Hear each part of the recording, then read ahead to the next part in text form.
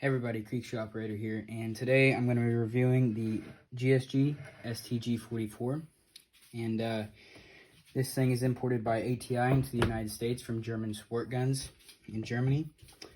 This is a remake in 22 LR, so we can't really get our hands on the actual STG-44. They're too expensive right now, but maybe try to get one of those on the channel even later.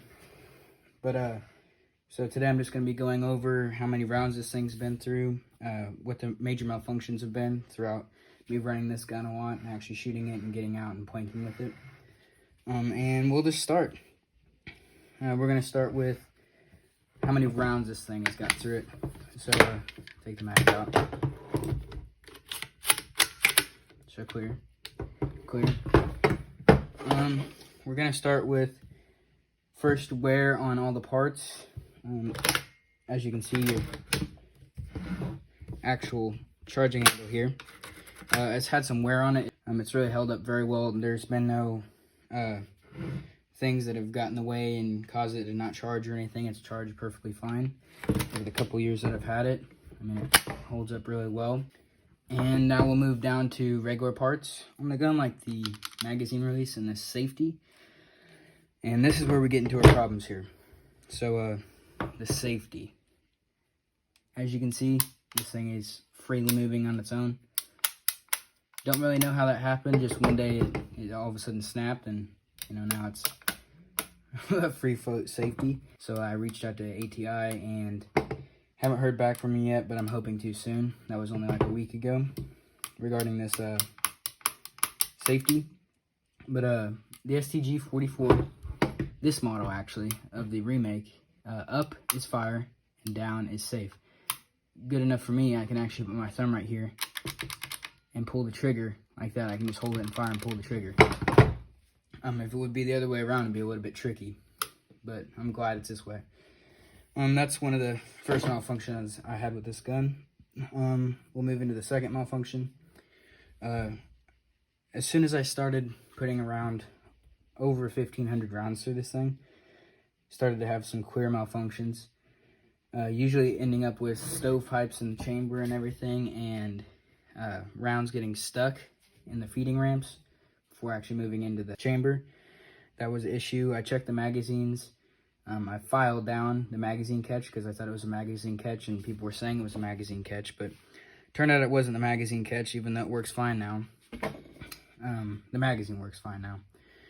It actually turns out that it might be the extractor, but I'm not sure. I'm going to have to go into a deeper review on the extractor here in a bit. But yeah, right around 1,500 rounds, I started having some major malfunctions, double feeds, even a triple feed, which involved the round getting lodged up here in the spring, around down here, and then around in the magazine trying to feed, which is pretty bad. And that was with one shot it did all that. I'll just put up some videos of this thing jamming and how frequently it jams. I mean, it used to be like running through 25 round magazines easy. And once we started putting some serious rounds through this thing, it started malfunctioning.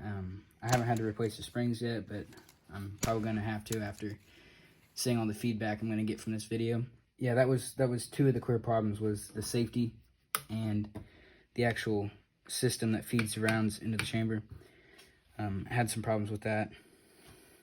Other than that, this thing's actually performed pretty well. I've actually abused it a lot. Threw it in snow, banged it up against trees, rocks, everything, dropped it a couple times accidentally. Really has performed well. The barrel hasn't shifted at all. Barrel's still fixed in there. Haven't really tried the thread out yet. Thread on the inside instead of the outside.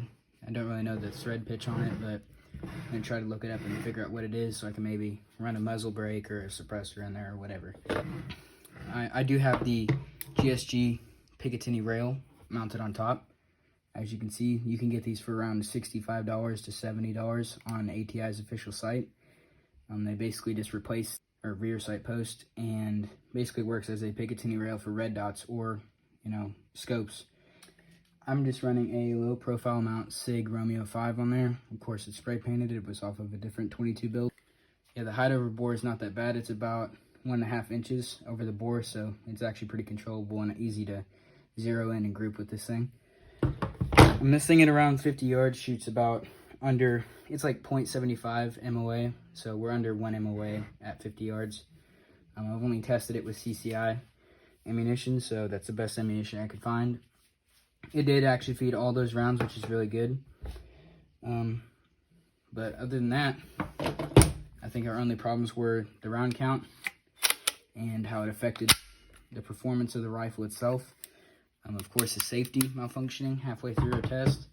I've actually in total put around 3,000 to 4,000 rounds through this thing, just approximately. I'm going to be putting this thing through more tests in later videos and seeing how much it'll actually take before something breaks on it.